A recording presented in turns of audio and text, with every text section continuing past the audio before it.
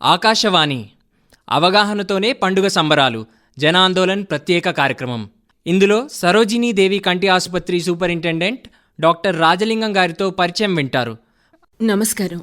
సర్వేంద్రియాణం నయనం ప్రధానం అన్నారు. ఈ విషయం దీపావళి సందర్భంగా బాగా గుర్తొస్తుంది. ప్రస్తుతం కోవిడ్కి సంబంధించి వివిధ రంగాల్లో మనం అన్లాక్ చేసుకుంటూ వస్తున్నాము. అలాగే వివిధ రంగాల్లో కార్యకలాపాలని పునరుద్ధరించుకుంటున్నాం. అంటే ఎక్కువ మంది ప్రజలతో రోజు కలిసిమెలిసి వ్యవహరించడము, మన దైనందిన కార్యకలాపాలు చేసుకోవడము. దానికి తోడు ఇప్పుడు దీపావళి రాబోతోంది.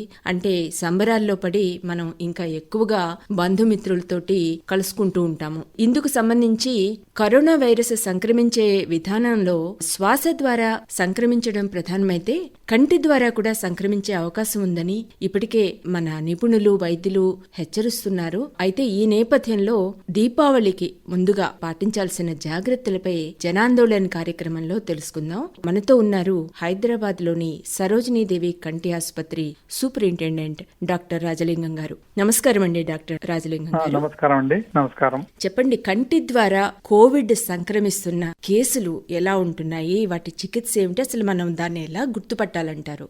కరోనా టైంలో కంటి నుంచి వచ్చే కరోనా ఎలా ఉంటుంది, దాన్ని ఎలా మనం గుర్తుపట్టాలి, దానికి తీసుకోవాల్సిన జాగ్రత్తలు ఎలా అంటే, యూజువల్లీ అందరికి తెలిసిన విషయం ఏంటంటే ఈ కరోనా చెవు, మన ముక్కు, గొంతు నుంచి యూజువల్లీ సంక్రమిస్తుందండి. సో దానికోసమని మనము మాస్క్ వేసుకోవడం గానీ, చేతులు శుభ్రంగా కడుక్కోవడం గానీ, ఇట్లాంటి జాగ్రత్తలు తీసుకుంటే మనం కరోనాను నివారించవచ్చు అని మనకు అనుకుంటున్నాం.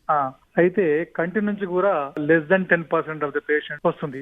యూజువల్లీ చాలా మంది పేషెంట్స్ కంజంక్టివైటిస్ అనే వచ్చేస్తుంది. అంటే కంజంక్టివైటిస్ ఏంటంటే కళ్ళు ఎరుపు కావడం, కళ్ళు మంటలుగా ఉండడము. ఈ విషయం తెలిసిన కాడ నుంచి సరోజినీదేవి కంటికి వచ్చే పేషెంట్ గానీ, బయట ఎవరైనా గానీ కంజంక్టివైటిస్ వస్తాయి. ఈ టైంలో మనం ఫస్ట్ వాళ్ళను కరోనా ఉందేమో ఒకసారి చెక్ చేసుకోండి అని చెప్తాం. సో మా దగ్గరకు వచ్చిన కొంతమంది పేషెంట్ లో 3-4 పేషెంట్లను మేము అలా పంపిస్తే వాళ్ళు పాజిటివ్ వచ్చారు. అందుకోసమే సోషల్ డిస్టెన్స్ తో పాటు చేతులు ప్రాపర్ కడగడంతో పాటు మనం ఫేస్ మాస్క్ అనేది కంపల్సరీ వేసుకోవాలండి. కరోనా ఎలా సోకుతుందంటే ఏది గానీ డ్రాప్లెట్ నుంచే వస్తుంది. మనకు దగ్గర నుంచి మనం మాట్లాడితే ఆ కరోనా పేషెంట్ నుంచి వచ్చే తుంపిర్లు గానీ మన కంటి లోపల పడితే అక్కడ నుంచి బ్లడ్ వెజల్ నుంచి వచ్చి మనకు కరోనా సోకుతుంది. లేదంటే ఈ కంటికి ముక్కుకు ఒక నాళం ఉంటుంది అనమాట, ఎన్ఎల్డి అంటాం. ఈ నేజోలాక్మల్ డక్ట్ నుంచి మనకు మళ్ళీ గొంతులకు వచ్చి మళ్ళా అలా శ్వాసకోశానికి వెళ్ళి అలా మనకు కరోనా సోకే అవకాశం ఉంటుంది. మీరు ఇందాక అన్నారు కంటి సూక్ష్మంగా ఉన్న రక్తనాళాల్లో నుంచి తిరిగి అది ఇతర శరీర భాగాల్లోకి వెళ్తుంది, గొంతు, ముక్కులోకి వెళ్ళొచ్చు అని. అలాంటి సమయంలో అక్కడ రక్తనాళాలకు ఏమైనా దెబ్బతినే అవకాశం ఉందా? అవి సో యూజువల్లీ కంటిలో పడ్డ కరోనా వైరస్ మనకు నేజోలాక్మల్ డక్ట్ నుంచి గొంతులోకి వెళ్తుంది.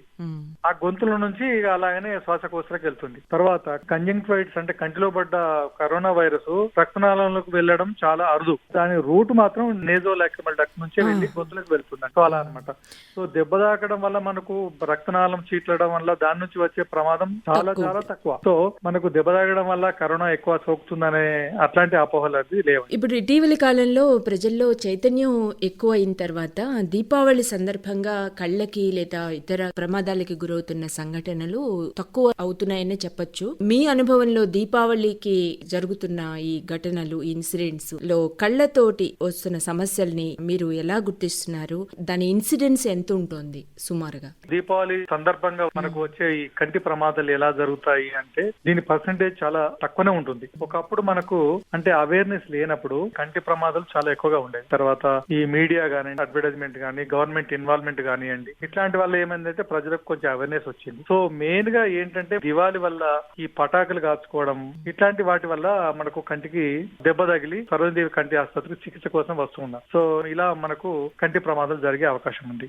ఇందాక మీరు ఒక మాట చెప్పారండి, ఫేస్ మాస్క్ వేసుకోవడం ద్వారా ఈ తుంపర్ల నుంచి కళ్ళని కాపాడుకోవచ్చు అని. ఇప్పుడు కొంతమంది కరోనా నేపథ్యంలో లెన్స్ కాకుండా ప్లేన్ గ్లాసెస్ అనేవి వాడుతున్నారు. ఇవి ఎంతవరకు మనల్ని కాపాడగలుగుతాయి అంటారు?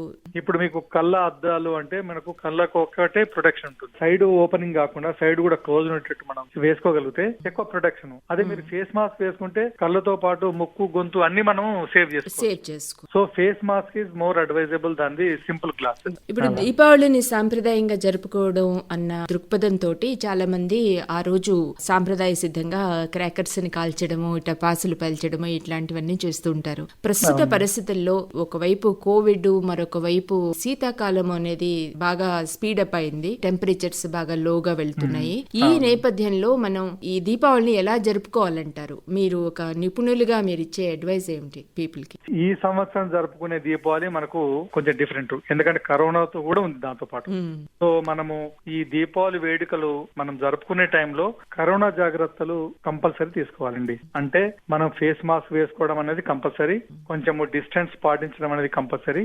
దీంతో పాటు యూజువల్లీ ఏం జరుపుకుంటాం, క్రాకర్స్ పేల్చుకుంటాం. ఈ క్రాకర్స్ వల్ల వచ్చే ప్రాబ్లం ఏంటంటే మనం శబ్ద కాలుష్యం కావచ్చు, వాయు కాలుష్యం కావచ్చు, ఇలాంటి కాలుష్యాన్ని మనం నివారించుకోవాలంటే చాలా మటుకు అవాయిడ్ చేయడం మంచిది.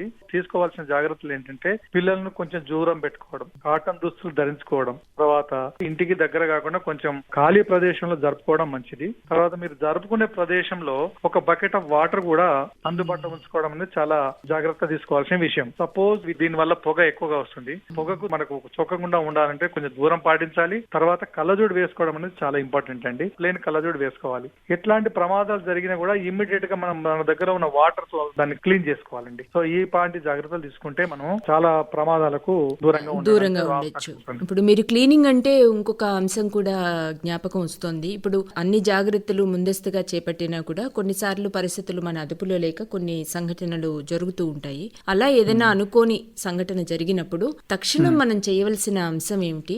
ఏ స్థితిలో ఎంత సివియారిటీ ఉన్నప్పుడు మనం వైద్యుల్ని సంప్రదించాలంటారు? యూజువల్లీ కంటి ప్రమాదాలు ఎలా ఉంటాయంటే చిన్నగా ఉండొచ్చు, సివియర్ గా కూడా ఉండొచ్చు. సో ఫస్ట్ మనకు అనుకోని ప్రమాదాలు జరిగితే ఇమ్మీడియట్ గా సీన్ నుంచి బయటకు రావడము. సపోజ్ దూరం నుంచి ఒక పటాగా కాలుస్తే అక్కడ నుంచి వచ్చి మన కంటికి దెబ్బ తగిలింది అనుకోండి, ఏమన్నా కాలినట్టు ఉన్న ప్రదేశాలు మనకు కనబడితే దాన్ని కొంచెం వాటర్ తో క్లీన్ చేయడము, ఇమ్మీడియట్ గా దాన్ని ప్యాడ్ చేయడం అండి. అంటే క్లోజ్ చేసేసి ఇమ్మీడియట్ గా దగ్గర ఉన్న హాస్పిటల్ కు రష్ కావడం బెటర్. చిన్న ప్రమాదాలు ఏది కాలి గాయాలు గానీ కొంచెం కాలడం గానీ అట్లాంటి వాటికి ఏంటంటే ఇమ్మీడియట్ గా క్లీన్ చేయడం. క్లీనింగ్ దేనికోసం అంటే వేడిని తగ్గించడం కోసం ఒకటి, రెండోది ఏంటంటే అక్కడ ఉన్న కెమికల్స్ ను మనం వాష్ అవుట్ చేయడం. కెమికల్స్ వల్ల మనకి ఇంకా డ్యామేజ్ ఎక్కువ అవుతూ ఉంటుంది. అందుకోసమే మనం ఇమ్మీడియట్ గా దాన్ని వాష్ చేసి బయటకు పంపించడం. ఈ రెండే కారణాలు వల్ల మనకు వాటర్ క్లీన్ చేసుకుంటాం. కంటి లోపల ఎందుకంటే ఎంత డ్యామేజ్ జరిగిందో మీకు తెలియదు కాబట్టి ఇమ్మీడియట్ గా దగ్గర ఉన్న ఐ స్పెషాలిటీ హాస్పిటల్ కి తీసుకెళ్లడం చాలా అవసరం.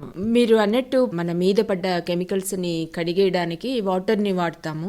కానీ ఒకవేళ ఏదన్నా కారణం చేత అది అందుబాటులో లేనప్పుడు మనం ప్రత్యామ్నాయంగా వేటిని వాడచ్చు?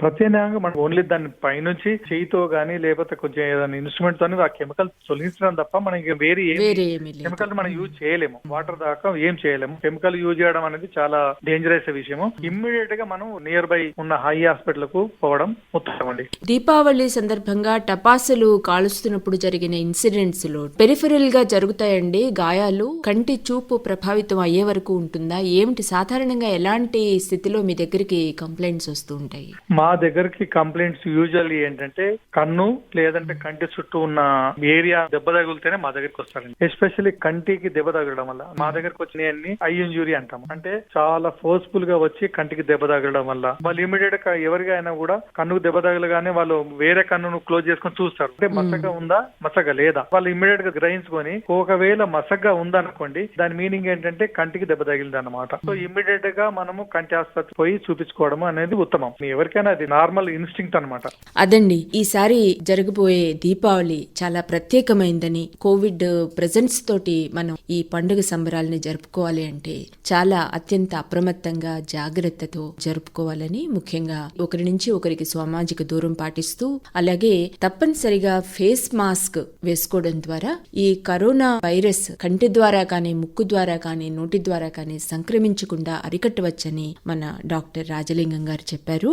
అలాగే దీపావళి పటాసులు కాలుస్తున్నప్పుడు పిల్లలని అత్యంత జాగ్రత్తతో గమనిస్తూ వారిని పర్యవేక్షిస్తూ వారు ఎలా కాలుస్తున్నారు ఏమిటి ఎలాంటి జాగ్రత్తలతో అన్నది పెద్దవాళ్లు తప్పనిసరిగా పర్యవేక్షించాలని, అలాగే కాటన్ దుస్తులు ధరించి నీటిని అందుబాటులో ఉంచుకుని బహిరంగ ప్రదేశాల్లో మాత్రమే టపాసులు కాల్చాలని సూచించారు. ధన్యవాదాలండి. నమస్కారం అండి. మరోసారి మరో కార్యక్రమంతో మీ ముందుకు వస్తాం. నమస్కారం. మీరింతవరకు అవగాహనతోనే పండుగ సంబరాలు జనాందోళన్ ప్రత్యేక కార్యక్రమంలో సరోజినీదేవి కంటి ఆసుపత్రి సూపరింటెండెంట్ డాక్టర్ రాజలింగం గారితో పరిచయం విన్నారు. పరిచయకర్త శ్రీమతి ఎంఎస్ లక్ష్మి, సహకారం శ్రీ భిక్షా కేతావత్. ఈ కార్యక్రమం ఆకాశవాణి హైదరాబాద్ కేంద్రం ప్రాంతీయ వార్తా విభాగం సమర్పణ.